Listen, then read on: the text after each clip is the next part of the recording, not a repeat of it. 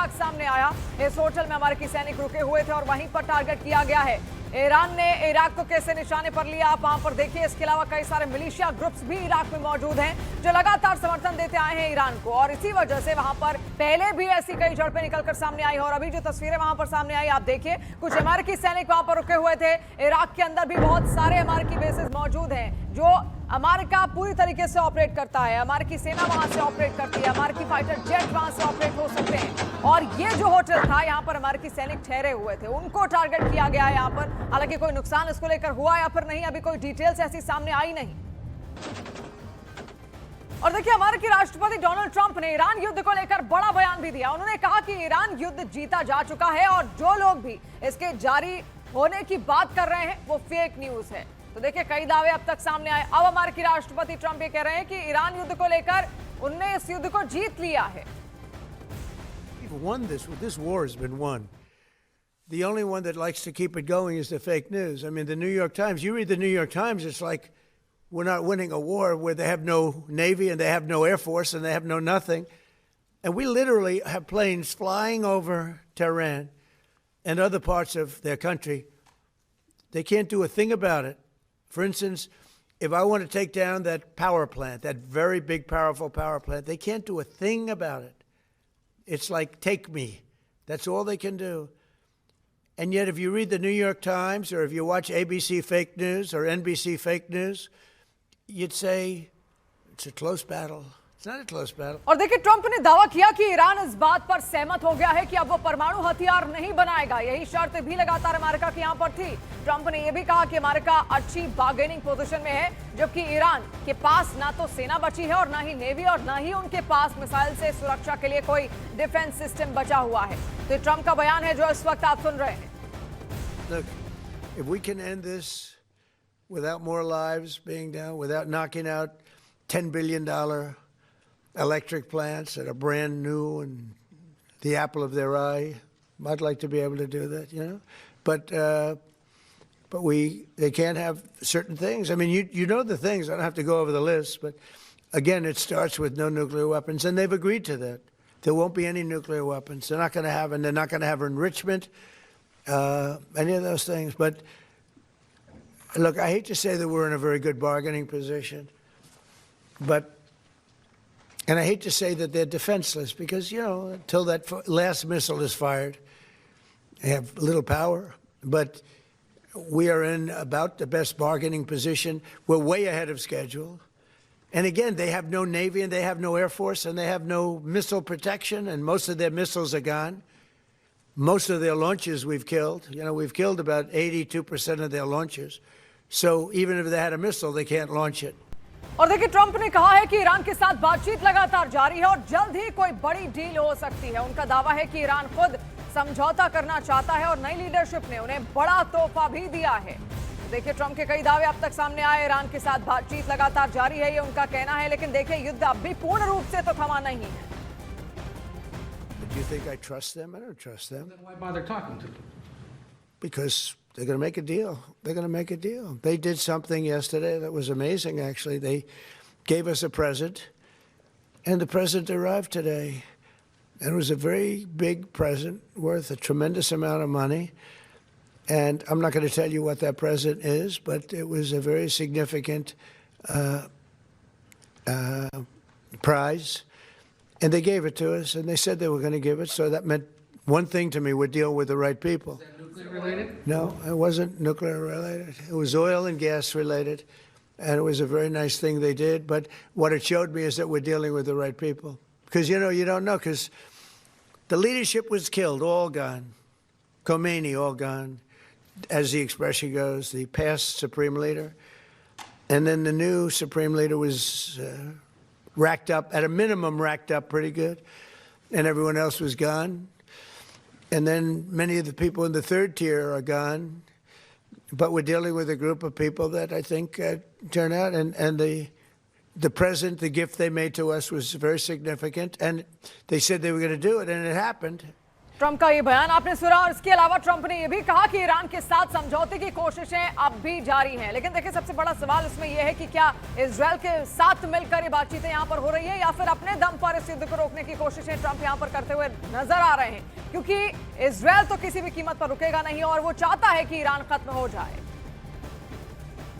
JD is involved, and Marco is involved, and Jared Kushner is involved, very smart guy, and Steve Witkoff, smart guy, is involved, and I'm involved. I'm involved. Why? I'm going to be so big. Oh, I don't want to talk about it. I'm the president of the United States, Tom, and I'm not going to talk about it. It's beneath me to talk about saving millions of lives, because that's what you're talking about. You're talking about saving millions of lives. और देखिए, इसी के साथ Hezbollah का Israel पर एक बड़ा missile हमला भी देखने को मिला, जहां पर इजरायल के किरियात शमोना पर मिसाइल हमला किया गया है। हिजबुल्लाह ने इजरायल पर ये हमले यहां पर किए। इससे पहले भी हमने आपको यहां पर बताया हिजबुल्लाह किस तरीके से काम करता है, लगातार ईरान का समर्थक हो रहा है और ईरान से भारी भरकम फंडिंग भी हिजबुल्लाह को मिलती है, लेकिन लेबनान से वो ऑपरेट करते हैं। लेबनान एक दूसरा देश जिसकी सीमा इजरायल से लगती है, उसका जो पश्चिमी जो दक्षिणी छोर है वो इजरायल के उत्तरी छोर से यहां पर लगता है। और देखिए, वो इलाका सबसे ज्यादा संवेदनशील भी माना जाता है, क्योंकि हिजबुल्लाह उसी इलाके से ऑपरेट भी करते हैं और इसीलिए जो उत्तरी इलाका है वहां पर लगातार कई सारे टारगेट यहां पर हिजबुल्लाह की ओर से किए जा रहे हैं। हिजबुल्लाह ने फिर से यह हमला यहां पर किया है और हिजबुल्लाह का सीधा टारगेट है इजरायल को कमजोर करना। और देखिए, ईरान की तरफ से लगातार इजरायल पर मिसाइलों की बारिश हो रही है और अब क्लस्टर बम से भी हमले की खबर सामने आ चुकी है। ये लाइव तस्वीरें इस वक्त हम आपको दिखाते हैं। यहाँ पर न्यूज 18 इंडिया के कैमरे में जो कैद हुई थी, जिनमें इजरायल में ईरान के हमलों से हो रही तबाही साफ दिखाई देती है। ये तस्वीर आप देखिए, क्लस्टर बम एक साथ गिरते हैं, एक ही मौके पर कई सारे बम एक साथ गिराए जाते हैं और ऐसे में इंटरसेप्शन करना इनका बेहद मुश्किल हो जाता है। तो बज गया है फिर से यहाँ पे सायरन और अब लोग बंकरों में जा रहे हैं। एक के बाद एक जो है मिसाइल अटैक लॉन्च किए जा रहे हैं ईरान की तरफ से। और आप देख सकते हैं कि किस तरीके से लोग बंकरों की ओर भाग रहे हैं और अभी बंकर में छुप रहे हैं। तो ये आप देख सकते हैं, जोरदार अटैक लॉन्च किया गया और ऐसा लगता है कि ये क्लस्टर बॉम्ब है। ये देख सकते हैं आप, ये क्लस्टर बॉम्ब का इस्तेमाल फिर से किया गया है और ऐसा ही लगता है कि बिल्कुल हमारे सर के ऊपर से ये आ रहा है। तो बिखर रहे हैं ये बम, बिल्कुल नीचे आ रहे हैं। जैसा कि आप देख सकते हैं, फिर से क्लस्टर बम का इस्तेमाल किया गया और अब होंगे जोरदार धमाके।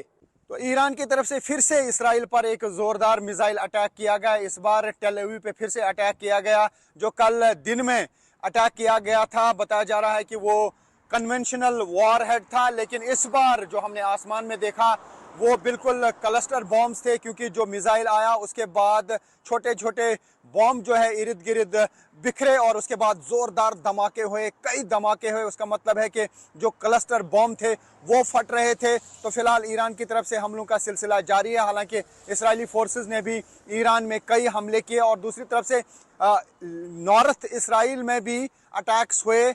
हिजबुल्लाह की तरफ से करीब 38 रॉकेट्स दागे गए नॉर्थ इसराइल पर। वहां पर एक महिला की मौत हुई है और कई लोग जो हैं वो घायल हुए हैं। 38 रॉकेट्स दागे हिजबुल्लाह ने नॉर्थ इसराइल पर और अभी अभी जो हमला ईरान की तरफ से किया गया वो टेल अवीव पर ये मिसाइल दागा गया और हमने देखा कि ये क्लस्टर बॉम्ब था।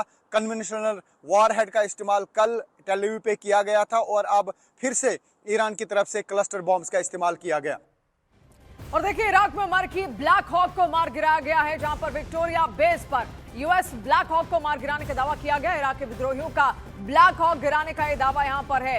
इराक में कई सारे विद्रोही ग्रुप हैं, आपको बता दें, जो ईरान का समर्थन करते आए हैं। मिलिशिया ग्रुप्स वहां पर बहुत सारे हैं। ईरान उनको फंडिंग भी लगातार करता आ रहा है। ईरान ने तमाम देशों में, हूथी हो, हिजबुल्लाह हो, इसके अलावा हमास हो या फिर ये मिलिशिया ग्रुप्स, इनको लगातार उसकी ओर से फंडिंग दी जाती है ताकि वो खुद को और ज्यादा मजबूत रख सके उन तमाम क्षेत्रों में। और ऐसे में आपको ये भी तस्वीर भी जो इस वक्त हम आपको दिखा रहे हैं, उन्हीं ग्रुप्स की ओर से ये अटैक यहाँ पर किया गया। छोटे मोटे कई सारे अटैक्स वहां पर इनकी ओर से किए गए हैं ईरान के समर्थन में। और आप देखिए, जो खास तौर पर हमारी बेस है वो उनके टारगेट पर है। और पश्चिमी एशिया में जारी तनाव के बीच भारत सरकार ने देश में ईंधन सप्लाई को लेकर देखिए बड़ा भरोसा दिया है। पेट्रोलियम मंत्रालय की संयुक्त सचिव सुजाता शर्मा ने कहा है कि देश की सभी रिफाइनरी पूरी क्षमता से काम कर रही हैं और पेट्रोल और डीजल का पर्याप्त स्टॉक मौजूद है। घरेलू एलपीजी का उत्पादन बढ़ाया गया है, जबकि कमर्शियल एलपीजी का आवंटन 50% तक बढ़ा दिया गया।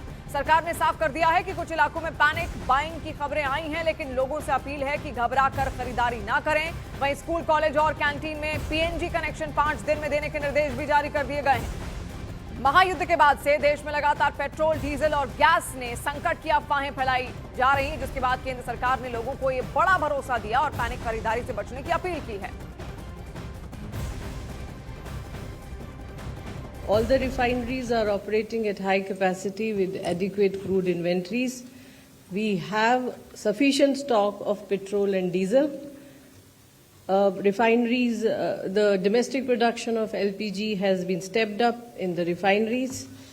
We have more than 1 lakh retail outlets, and there is normal operation on all the retail outlets.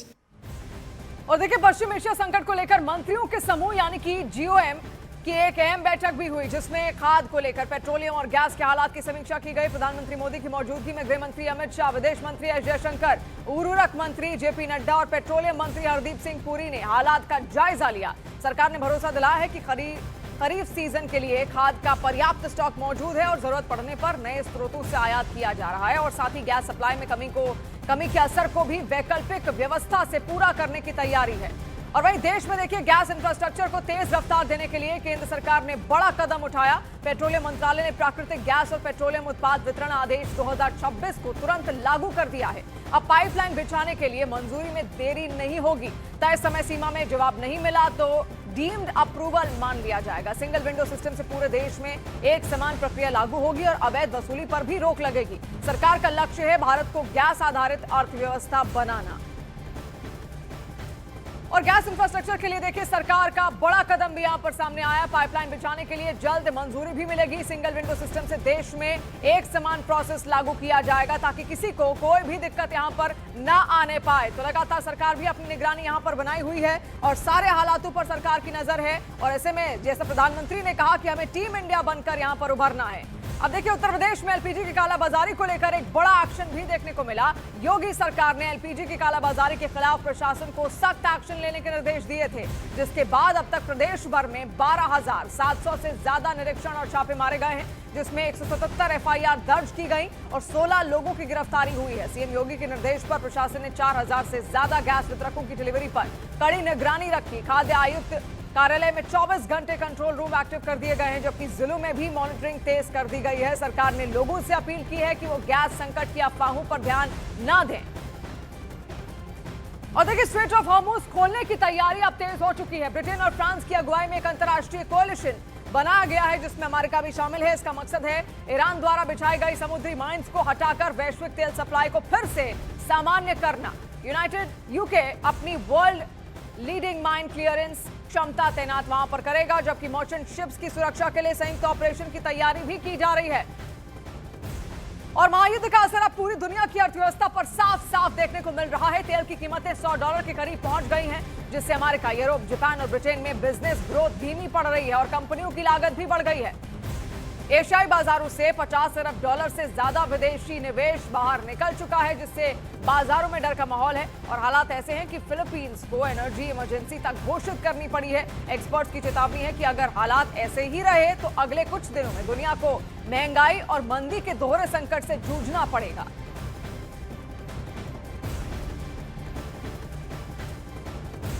और देखिए, पश्चिम एशिया में जारी युद्ध अब सिर्फ क्षेत्रीय संघर्ष नहीं बल्कि वैश्विक अर्थव्यवस्था को हिलाने वाला संकट बन चुका है।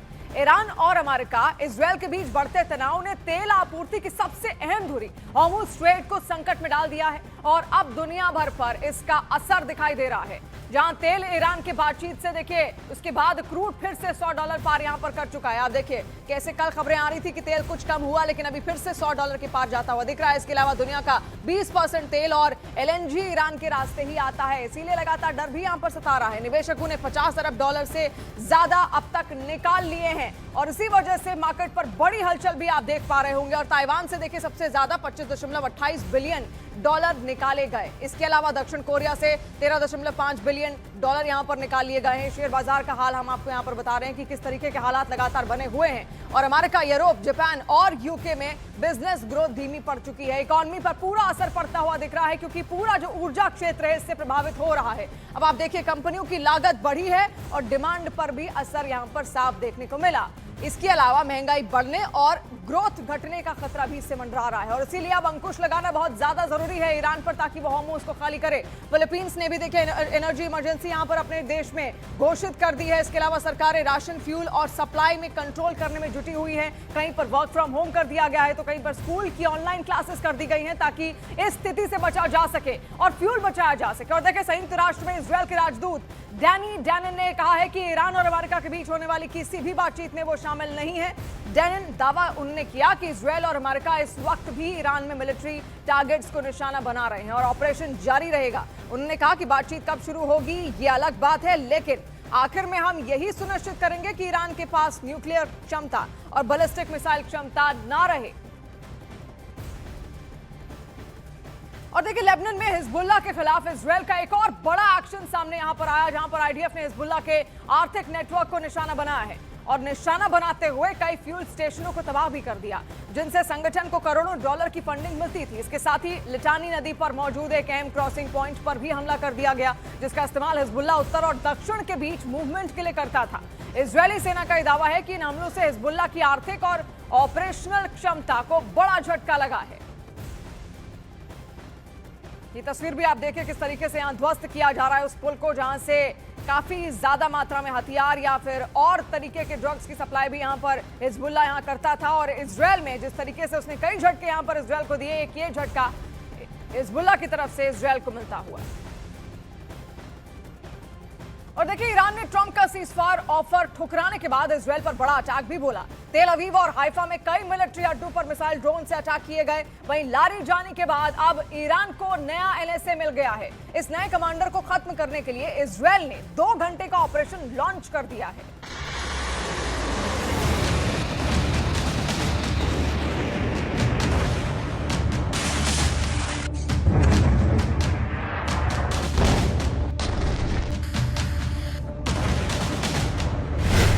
ईरान ने ऑपरेशन ट्रू प्रॉमिस 4 का विस्फोटक 79वां राउंड शुरू किया है।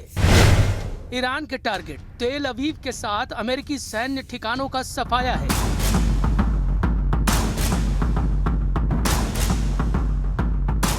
ट्रंप 5 दिन शांति चाहते थे, ईरान ने उन्हें 50 मिनट भी नहीं दिए। युद्ध में जब सब कुछ ईरान के हिसाब से चल रहा है तो वो किसी को शांति से बैठने देने के लिए तैयार नहीं। ईरान के बारूदी पलटवार के बाद इजराइल ने 5 मिनट का भी सब्र नहीं दिखाया। फिर से लड़ाई खूंखार स्टाइल में भड़क गई। लेबनान में इजराइल मार रहा है, तेल अवीव में ईरान तबाही मचा रहा है, इराक में ईरान समर्थक लड़ाके तांडव मचा रहे हैं। ईरान ने मिसाइलों से तेल अवीव के कई इलाकों में भारी तबाही मचाई है जिससे इमारतों को बड़ा नुकसान हुआ है और कम से कम 4 लोग मारे गए हैं। वहीं इजराइल ने पूरे लेबनान में हमले किए हैं जिसमें बशामोन शहर में 2 लोगों की मौत हो गई है। इजराइल ने ईरान के खुर्रम शहर पावर प्लांट में पाइपलाइन पर धमाका कर भारी नुकसान पहुंचाया है। ईरान के रेवोल्यूशनरी लड़ाकू ने भी जबरदस्त पलटवार कर रखा है। इजराइल में तबाही की फिल्म ईरान दिखाने लगा है। ये ड्रोन वीडियो ईरान ने रिलीज किया है जिसमें तेल अवीव की बर्बादी के दृश्य हैं। ड्रोन वीडियो में मिसाइल धमाकों से खंडहर बनी इमारतें और कबाड़ बनी गाड़ियां देखी जा सकती हैं। ट्रंप के पीस ऑफर को ईरान ने मिसाइल धमाकों से खारिज कर दिया है। रेवोल्यूशनरी लड़ाकों ने वॉर स्टेटमेंट नंबर 46 रिलीज किया है जिसमें कहा गया है कि इजराइल ने रेड लाइन क्रॉस कर दी है जिसका भयानक बदला लिया जाएगा। ये ऐलान ट्रंप के 5 दिन शांति बनाए रखने वाले बयान के बाद किया गया है। यूएस मिलिट्री के सेंट्रल कमांड के चीफ ने आरोप लगाया है कि ईरान मिलिट्री टारगेट की जगह अब सिविलियन पर हमले करने लगा है। ईरान इंटरनेशनल को दिए इंटरव्यू में एडमिरल ब्रैड कूपर ने कहा कि ईरान में फिलहाल तख्ता पलट का कोई आसार नहीं है क्योंकि ईरान की जनता सड़कों पर आने के लिए तैयार नहीं। ब्रैड कूपर ने आरोप लगाया है कि रेवोल्यूशनरी गार्ड नागरिकों को ढाल की तरह इस्तेमाल कर रहे हैं। They need to stop putting the wonderful Iranian people at risk by firing missiles and drones from inside populated areas. I've seen it with my own eyes. They continue to do this. They have no care for the people. Iran जिस तरह से attack mode में है, उससे Trump खुद को 5 दिन हमला करने से रोक पाएंगे, इसके आसार कम है, क्योंकि जिन मोहम्मद बागेर गलीबाफ से ट्रंप सीज फायर डील को फाइनल करना चाह रहे हैं, उन्होंने बैकफायर कर दिया है। ट्रंप ने दावा किया कि ईरान के टॉप लीडर से उनकी डील फाइनल होने वाली है। अमेरिका के न्यूज आउटलेट एक्सियोस ने व्हाइट हाउस के हवाले से बताया कि ट्रंप सरकार ईरान के संसद के स्पीकर मोहम्मद बागेर गालिबाफ को कॉन्फिडेंस में ले चुकी है।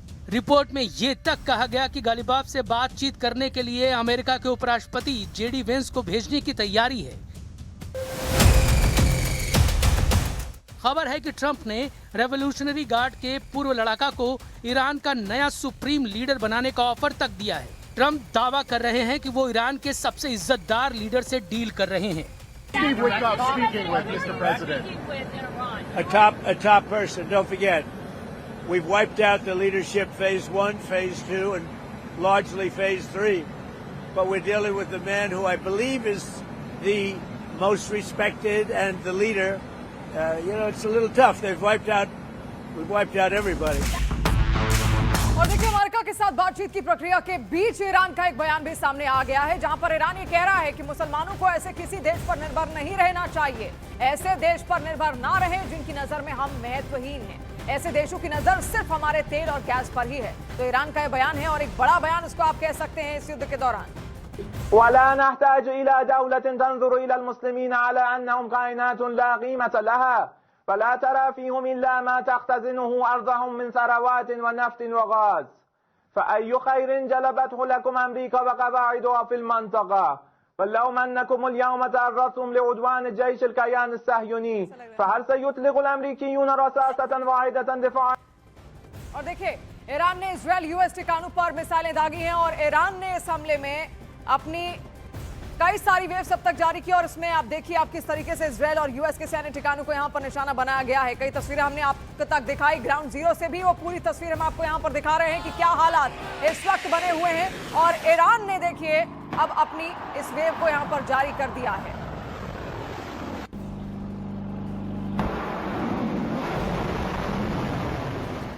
और देखिए, ईरान ने गालिबाफ पर किए ट्रंप के दावों को फेक न्यूज तक कहा। अब सच कौन बोल रहा है, कौन झूठ, ये तो पता नहीं, लेकिन गालिबाफ ईरान में एक बड़ा नाम है, एक बड़ा चेहरा है। वो कभी अली खामनेई के बेहद खास भी थे। ट्रंप जिस टॉप लीडर से डील की उम्मीद पाले बैठे हैं, वो उनका मूड खराब करने वाला बयान दे रहे हैं। बागेर गालिबाफ ने दावा किया कि उन्होंने किसी से कोई बात नहीं की है।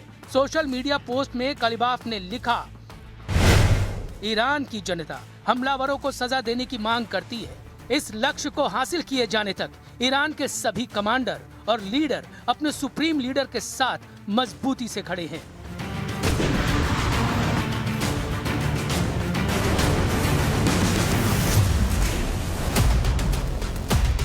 ईरान ने गालिबाफ पर किए ट्रंप के दावों को फेक न्यूज कहा है। अब सच कौन बोल रहा है, कौन झूठ, ये तो पता नहीं, लेकिन गालिबाफ ईरान में बड़ा नाम है। वो कभी अली खामनेई के खास थे, लेकिन उनकी महत्वाकांक्षा किसी से छिपी नहीं है। ईरान के सबसे कट्टर लीडर की पहचान रखने वाले बागेर गालिबाफ फिलहाल ईरान की संसद के स्पीकर हैं। उन्होंने अपना करियर इस्लामिक रेवोल्यूशनरी गार्ड के सैनिक बनने से शुरू किया था। सैनिक से प्रमोट होकर वो IRGC में जनरल के ओहदे तक पहुंचे। सेना से रिटायरमेंट के बाद गालिबाफ ने तेहरान के मेयर का चुनाव जीता। इसके बाद वो 2 बार राष्ट्रपति पद का चुनाव लड़ चुके हैं। 2013 में बागेर गालिबाफ हसन रूहानी से प्रेसिडेंट इलेक्शन में हारे। फिर 2024 के राष्ट्रपति चुनाव में उन्हें मसूद पजेश्कियन ने शिकस्त दी। शायद यही वजह है कि गालिबाफ की हसरतों को सुपर पावर कैश करना चाहता है, लेकिन ट्रंप के युद्ध में ब्रेक लेने से ही इजराइल की हार की भविष्यवाणी शुरू कर दी गई है। इसलिए इजराइल इस मोड़ पर युद्ध से पीछे हटने को तैयार नहीं। उधर इजराइल के पूर्व एम्बेसडर एलन पिंकॉस ये कह रहे हैं कि ट्रंप इजराइल के धोखे से पीछे हटने पर मजबूर हुए हैं। कतर के न्यूज चैनल को दिए इंटरव्यू में एलन पिंकॉस ने कहा है, अगर ट्रंप ने नेतन्याहू के एतराज के बावजूद बातचीत के लिए जोर दिया है तो ये संकेत है कि उन्हें इजराइल से इस बात पर धोखा मिला है कि जीत कितनी जल्दी और जबरदस्त होगी और सरकार बदलना कितना मुमकिन है। ट्रंप के सीजफायर ऐलान से इजराइल में भारी निराशा है। द यरूशलम पोस्ट की रिपोर्ट के मुताबिक इजराइल को उम्मीद है कि ईरान से ट्रंप की डील की उम्मीद न के बराबर है, क्योंकि दोनों के अहम का टकराव उन्हीं मुद्दों पर अटकेगा जिनसे युद्ध भड़का। इसी वजह से इजराइल हमलों की रफ्तार कम करने के लिए तैयार नहीं है। ट्रंप के रोकने के बाद भी इजराइल ने सभी फ्रंट एक्टिव कर रखे हैं। עשה טעות קשה מאוד שתקף את ישראל בשליחות משטר הטרור האיראני, הוא משלם וישלם על כך מחיר כבד. ממשלת לבנון התחייבה לפרק את החיזבאללה מנשקו בדרום לבנון, בכל לבנון, ולא עשה כלום. इजराइल का प्लान ईरान अच्छी तरह से जानता है, इसलिए अली लारिजानी की पोस्ट पर नया वॉर कमांडर चुन लिया गया है। ईरान की सुप्रीम नेशनल सिक्योरिटी काउंसिल के नए सचिव मोहम्मद बाक़िर ज़ुल्क़द्र बनाए गए हैं। ईरानी राष्ट्रपति के कम्युनिकेशन डिपार्टमेंट के अधिकारी ने सोशल मीडिया पर ज़ुल्क़द्र की तैनाती की जानकारी दी है। Bagher Zolghadr Islamic Revolutionary Guard Corps के कमांडर रह चुके हैं। 1989 की इस्लामिक क्रांति से पहले ज़ुल्क़द्र मंसूरन ग्रुप से जुड़े थे। ईरान के परमाणु और मिसाइल प्रोग्राम से जुड़े रहे ज़ुल्क़द्र पर यूएन ने प्रतिबंध लगा रखा है। ईरान की लीडरशिप को यकीन है कि वो लीड ले चुके हैं। खाड़ी देशों ने ट्रंप को क्लियर मैसेज दिया है कि युद्ध का अब एक एक दिन उन पर भारी पड़ रहा है। हॉर्मुज पर ईरान की नाकाबंदी खाड़ी मुल्कों की कंगाली की वजह बनने लगी है। अमेरिका को एहसास हो रहा है कि युद्ध उसके लिए हानिकारक है, लेकिन इजराइल का मकसद अभी पूरा नहीं हुआ है। ईरान में न सरकार बदली है, न ही ईरान के हथियारों के गोदाम खाली हुए हैं। ऐसे में ट्रंप के 5 दिन की कसम कायम रहने के चांस बेहद कम हैं। और देखिए, इजरायली सेना का ईरानी हमलों पर एक बड़ा दावा भी है, जहां पर इजरायली सेना ये कह रही है ईरान हर दिन औसतन 10 मिसाइल दाग रहा है। लगातार हमलों से इजरायल के कई इलाकों में अलर्ट बढ़ा दिया गया। देखिए, आयरन डोम का इस्तेमाल करता है। इसके अलावा आरओ सिस्टम भी इजरायल के पास है, जो उसका एयर डिफेंस सिस्टम है और सबसे सक्षम एयर डिफेंस सिस्टमों में से एक माना जाता है इजरायल का एयर डिफेंस सिस्टम। ऐसे में जिस तरीके के हालात लगातार यहाँ पर बने हुए हैं, उससे सवाल भी खड़ा हो रहा है इजरायल के एयर डिफेंस पे कि आखिर वो क्यों नहीं इन तमाम मिसाइलों को इंटरसेप्ट कर पा रहा है, क्योंकि इसके लिए ईरान ने क्लस्टर बम की नीति अपनाई है। अब देखिए, ट्रंप को यह पता है कि उन्हें बैड न्यूज के लिए हमेशा तैयार रहना है। इस युद्ध में अब अमेरिका ईरान का दूसरा बड़ा टारगेट है। अमेरिका ने एक बार फिर कुवैत की जमीन से ईरान पर हाइमार्स रॉकेट दागे हैं और उसके बाद ईरान ने जो पलटवार किया, वैसी चिंगारी अब अमेरिका की जमीन पर भी नजर आ रही है।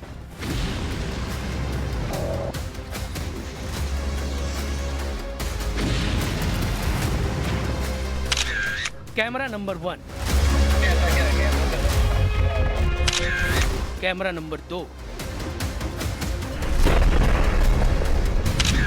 कैमरा नंबर 3,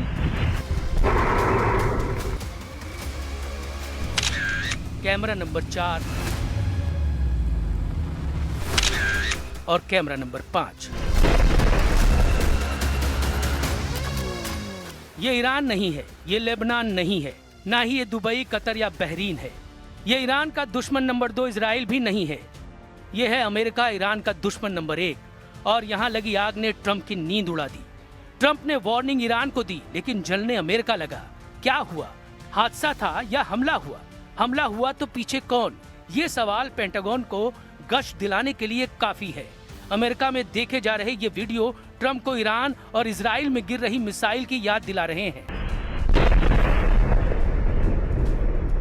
अमेरिका के राज्य टेक्सास में 23 मार्च को एक बड़ी तेल रिफाइनरी में धमाका हुआ और फिर आग की भयानक लपटें उठने लगी। लग रहा था कि ईरान या फिर इजराइल में कोई मिसाइल गिरी है। ये टेक्सास के पोर्ट ऑर्थर में वेलोरो रिफाइनरी है। धमाके में कोई घायल तो नहीं हुआ, लेकिन पूरे अमेरिका का दिलो दिमाग तस्वीरें देखकर झुलसने लगा। इजराइल पर गिरती ईरान की मिसाइलों के बीच ट्रंप को जब पता लगा कि एक धमाका उनके देश में भी हुआ है, तो जाहिर है तनाव का लेवल क्या होगा। क्योंकि अमेरिका का सबसे बड़ा डर तो यही है कि जो युद्ध हजारों किलोमीटर दूर चल रहा है, उसकी चिंगारी उनके जमीन तक नहीं पहुंचनी चाहिए।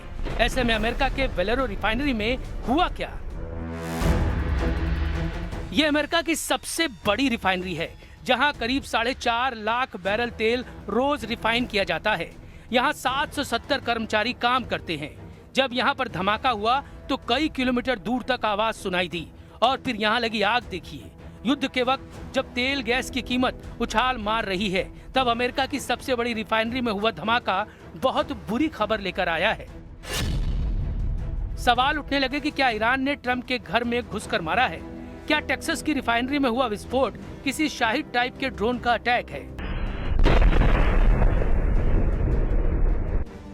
टेक्सास की रिफाइनरी में हुए धमाके के पीछे तकनीकी गड़बड़ी बड़ी वजह बताई जा रही है। इंडस्ट्रियल हीटर में खराबी से लेकर डीजल प्रोसेसिंग यूनिट में आग लगना, ये तमाम वजहें इसके बारे में बताई जा रही हैं।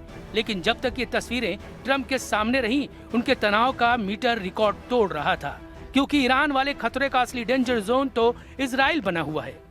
इसका सबूत डिमोना पर हुआ दूसरा सबसे बड़ा अटैक है। वो ईरान की मिसाइल कैसे आई और कैसे इजराइल की एयर डिफेंस मिसाइल को चकमा देकर अपने टारगेट पर जाकर फटी। ये वीडियो बता रहा है कि इजराइल के लिए अब ईरान को रोकना मुश्किल हो रहा है। ईरान की मिसाइल जहां चाह वहां राह बनाकर इजराइल पर फट रही है।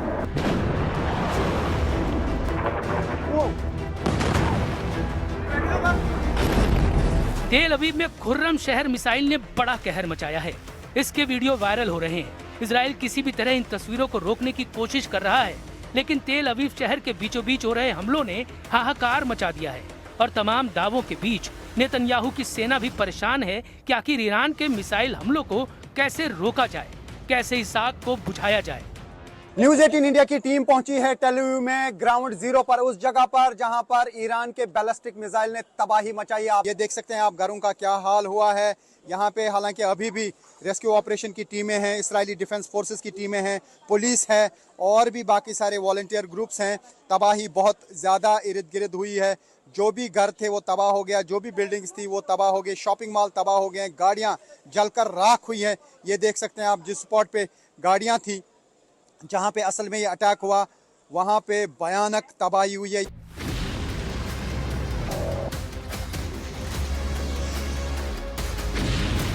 और देखिए, अमेरिका इजरायल ने ईरानी नेताओं को अस्थायी राहत दी है। रिपोर्ट ये कह रही है कि विदेश मंत्री अब्बास अरागची और स्पीकर मोहम्मद बाकर जुल्कद्र को इम्यूनिटी बातचीत के दौरान कम से कम 5 दिन की राहत मिली है। इजरायली मीडिया चैनल 14 के हवाले से खबर ये सामने आ रही है, जो इस वक्त हम आप तक यहाँ पर पहुंचा रहे हैं।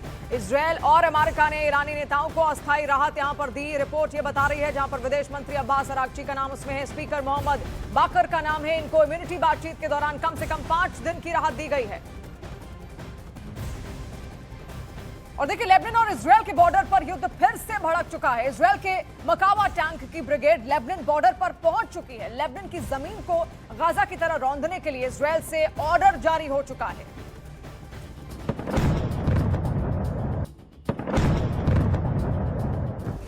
इस वीडियो में देखिए कैसे ईरान की मिसाइल इजराइल के एयर डिफेंस को चकमा दे रही है। 2 इंटरसेप्टर मिसाइल पलटवार करती हैं तो उनके बीच में ईरान की मिसाइल आराम से निकल जाती है। यानी आसमान में जिस मिसाइल को ईरान के हमले को नाकाम करना था, वैसी 2 मिसाइल भी ईरान के अटैक को रोक नहीं पाई।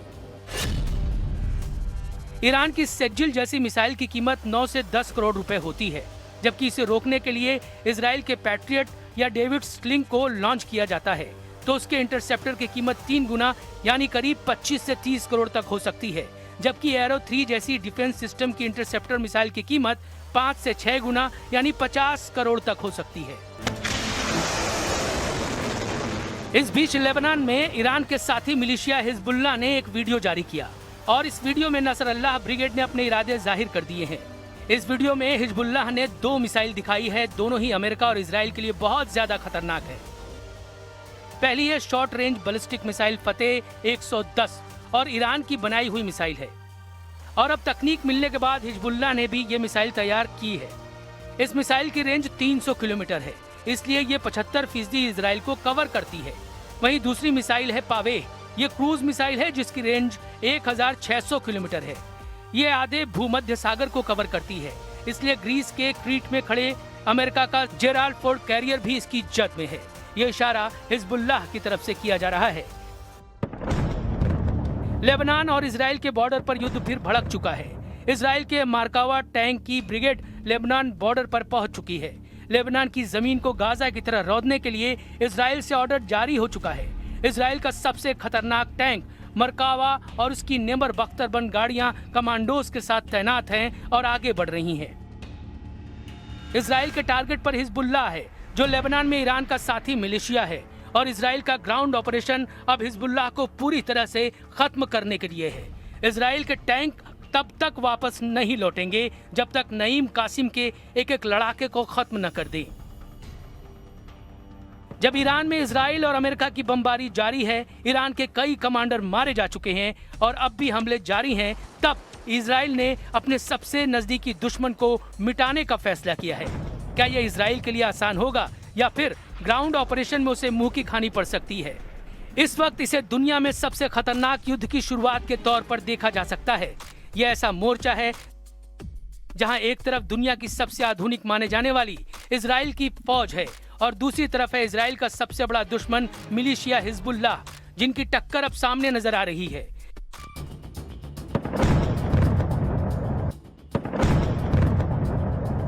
इजराइल की सेना ने यह वीडियो जारी किया है।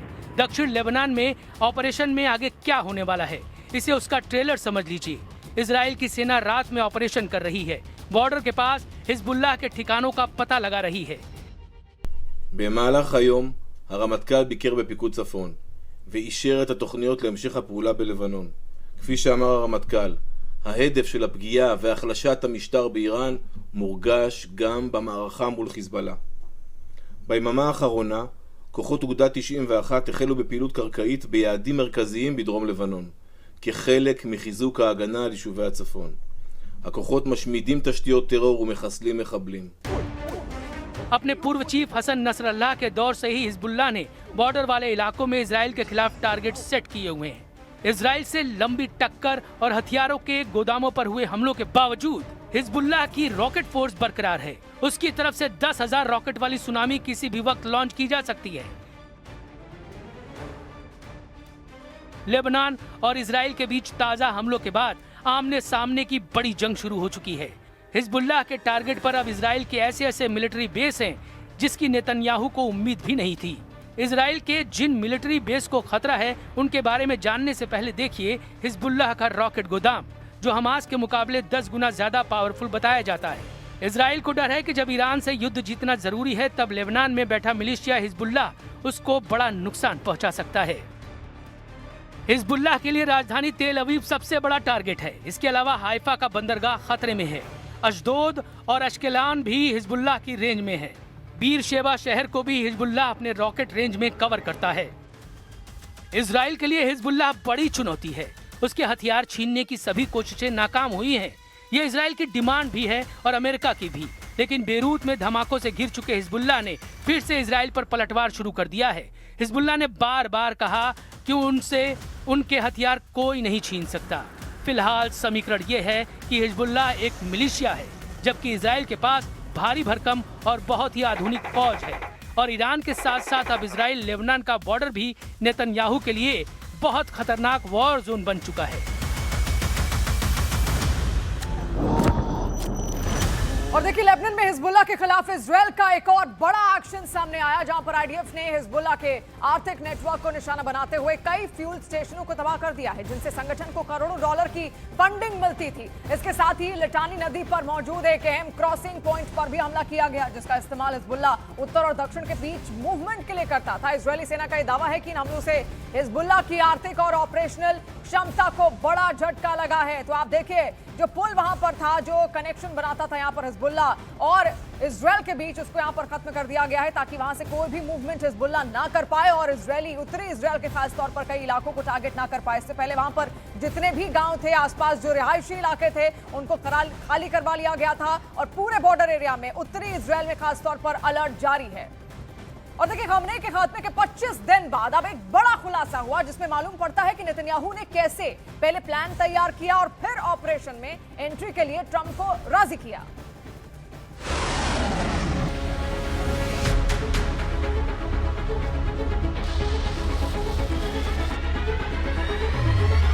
ऑपरेशन खमेनी पर बड़ा खुलासा। एक फोन कॉल ने बदला पूरा प्लान। नेतन्याहू के प्लान पर ट्रंप की मोहर। ईरान जंग में ट्रंप की एंट्री को लेकर बेहद चौंकाने वाला खुलासा हुआ है, जिसने पुख्ता कर दिया है कि इजरायल और अमेरिका का जॉइंट प्लान कितना फुल प्रूफ था। इस बात से तो सब वाकिफ थे कि खामेनेई, नेतन्याहू और ट्रंप की हिट लिस्ट में थे, लेकिन अब न्यूज एजेंसी रॉयटर्स ने जो राज खोला है वो वाकई हैरान करने वाला है, क्योंकि 28 फरवरी के ऑपरेशन से 48 घंटे पहले तक भी ट्रंप की टीम तय नहीं कर पा रही थी कि जंग में कैसे कूदा जाए। वो तो नेतन्याहू की एक कॉल थी जिसने ईरान के सुप्रीम लीडर अली खामेनेई के खात्मे का ग्राउंड तैयार किया। रॉयटर्स की रिपोर्ट के मुताबिक ट्रंप प्रशासन पहले ही ईरान पर मिलिट्री एक्शन के लिए तैयार था, लेकिन हमले का वक्त और पैमाना तय नहीं हुआ था। लेकिन 28 फरवरी के ऑपरेशन से सिर्फ 48 घंटे पहले नेतन्याहू और ट्रंप के बीच फोन पर हुई बातचीत ने सब कुछ बदल दिया। ये कॉल नेतन्याहू ने ट्रंप को की थी, जिसमें उन्होंने बताया कि खामेनेई समेत ईरान के टॉप लीडर तेहरान में मीटिंग करने वाले हैं और अयतुल्ला अली खामेनेई को मारने का ऐसा मौका फिर नहीं मिलेगा। नेतन्याहू ने इसे डेकेपिटेशन स्ट्राइक बताया और दलील दी कि एक साथ मौजूद होने से ईरान के सभी टॉप लीडर्स को टारगेट करना आसान होगा। खुफिया अधिकारियों के हवाले से छपी इस रिपोर्ट में दावा है कि एक फोन कॉल के बाद ही पिक्चर बदल गई और नेतन्याहू ट्रंप को राजी करने में कामयाब रहे, जिसका नतीजा 28 फरवरी की सुबह पूरी दुनिया ने देखा, जब अमेरिका ने ऑपरेशन एपिक फ्यूरी के साथ जंग में एंट्री ली और नेतन्याहू की बताई लोकेशन पर सटीक स्ट्राइक हुई और ईरान के सुप्रीम लीडर अली खामेनेई अपने साथियों के साथ मारे गए। और देखिए, ट्रंप को पता है कि उन्हें बैड न्यूज के लिए हमेशा तैयार रहना है। इस युद्ध में अब अमेरिका ईरान का दूसरा बड़ा टारगेट है। अमेरिका ने एक बार फिर कुवैत की जमीन से ईरान पर आइमास रॉकेट दागे हैं। इसके बाद ईरान ने जो पलटवार किया, वैसी चिंगारियां अब अमेरिका की जमीन पर भी नजर आ रही है।